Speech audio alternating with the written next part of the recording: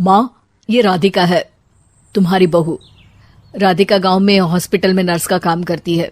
बस हम दोनों में दोस्ती हो गई और हमने शादी कर ली। राधिका, माँ के पैर छू। अरे चल हट नालायक। अरे मैंने क्या क्या सपने देखे थे कि तेरी शादी किसी अमीर घर में करूंगी और दहेज में लाखों रुपए लूंगी, और तू गांव की इस मामूली लड़की को मेरी बहू बनाकर ले आया। लेकिन बेटे की जिद के आगे सुनीता देवी मजबूर हो जाती है। राधिका सुनीता देवी को फूटी आंख भी नहीं भाती थी।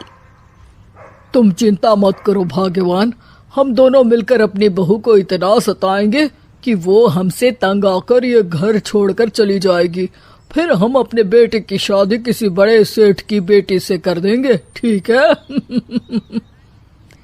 अगले दिन सुनीता देवी अपने बेटे का कमरा साफ कर रही होती है। तभी बहू के सामान में उसे एक बड़ी बड़ी मूंछों वाले आदमी की तस्वीर दिखाई देती है और उसके कंधे पर एक बड़ी सी बंदूक टंगी होती है। तस्वीर के नीचे लिखा होता है डाकू मंगल सिंह।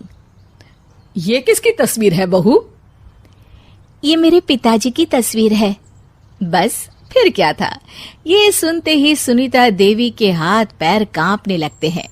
वो भागती हुई सीधा अपने पति के कमरे में जाती है। अरे गजब हो गया जी, गजब। अरे क्या हो गया भाग्यवान? हमारी बहू एक मशहूर डाकू मंगल सिंह की बेटी है। हे भगवान, अब क्या होगा? क्या कहा? डाकू मंगल सिंह? अरे मर गए रे। सुना है वो तो बड़ा ही खतरनाक डाकू है, मारता ज्यादा है गिनता कम है। लोग तो लोग, पुलिस वाले भी उसके नाम से कांपते हैं। अरे सुना है वो तो हर हफ्ते 2-4 लोगों का ऊपर का टिकट कटवा ही देता है। हे भगवान, अब हम क्या करेंगे? ये हमारे नालायक बेटे ने कैसी मुसीबत हमारे गले बांध दी। हाँ वो तो है, अगर हमने बहू को जरा भी तकलीफ दी तो उसका बाप मंगल सिंह हमें गोली से उड़ा देगा। अब जो मैं कहता हूँ उसे ध्यान से सुनो। तुम बहू से बिल्कुल घर के काम मत करवाना, और ध्यान रहे उसे किसी प्रकार की तकलीफ नहीं होनी चाहिए, समझ गई ना?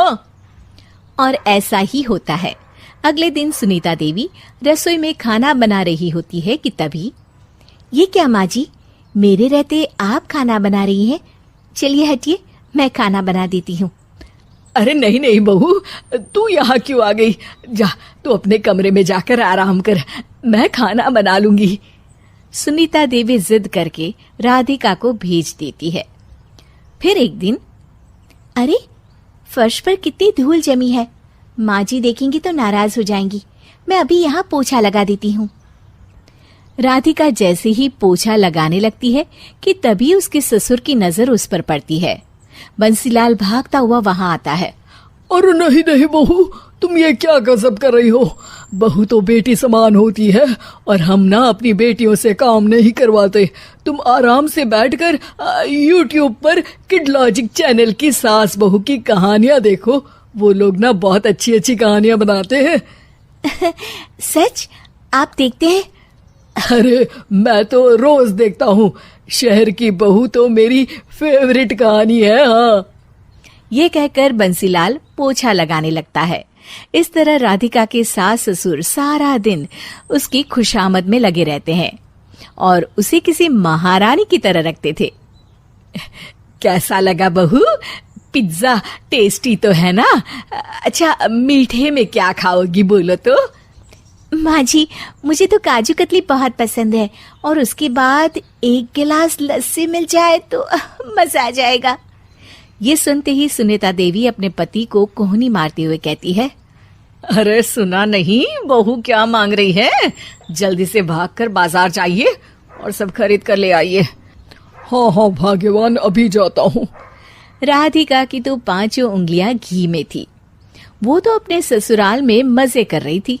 दूसरी तरफ राधिका की सास उसके लिए कभी नई साड़ी खरीद लाती तो कभी उसके लिए नए गहने बनवा देती। फिर एक दिन डाकू मंगल सिंह अपनी बेटी राधिका से मिलने अपने आदमियों के साथ आता है। उन सबको देखते ही राधिका के सास ससुर डर के मारे कांपने लगते हैं। मर गया रे। डाकू मंगल सिंह तो सच में कितना डरावना दिखता है, ऊपर से इतनी बड़ी बंदूक लेकर घूमता है। कैसे हैं समधी जी? क्या हुआ? आप इतना घबरा क्यों रहे हैं? और आपको इतना पसीना क्यों आ रहा है? आपकी तबीयत तो ठीक है ना? जी अभी तक तो ठीक है, पर लगता है बहुत जल्द खराब होने वाली है। क्या कहा आपने? जी कुछ नहीं, बताइए बताइए कैसे आना हुआ। दरअसल आज आपके शहर में हमारी नाटंकी मंडली का प्रोग्राम है, तो इसी बहाने सोचा बेटी का ससुराल भी देखता चलूं। ये सुनते ही राधिका के सास ससुर हैरान हो जाते हैं। क्या कहा? आप नौटंकी में काम करते हैं? हाँ माँ जी, पिताजी डाकू की एक्टिंग बहुत अच्छी करते हैं, उन्हें तो कई अवार्ड भी मिल चुके हैं। और ये बंदूक, ये तो असली लगती है। तभी राधिका के पिताजी अपनी नकली मूंछ निकालते हुए कहते हैं, इस मूंछ की तरह यह बंदूक भी नकली है। ये तो छर्रे वाली बंदूक है, इससे तो मैंने आज तक चिड़िया भी नहीं मारी। और खोदा पहाड़ निकला चूहा, इसका बाप तो मामूली नौटंकी वाला निकला, और हम इससे डर कर बहू की नौकरों की तरह सेवा कर रहे थे। आपने सही कहा जी, इसके पीछे मेरे कितने पैसे खर्च हो गए, और काम कर करके मेरी तो कमर टूट गई सो अलग। अरे बहू, तूने अपने पिताजी के बारे में हमें पहले क्यों नहीं बताया? राधिका मुस्कुराते हुए कहती है, आपने तो कभी पूछा ही नहीं ना माँ जी।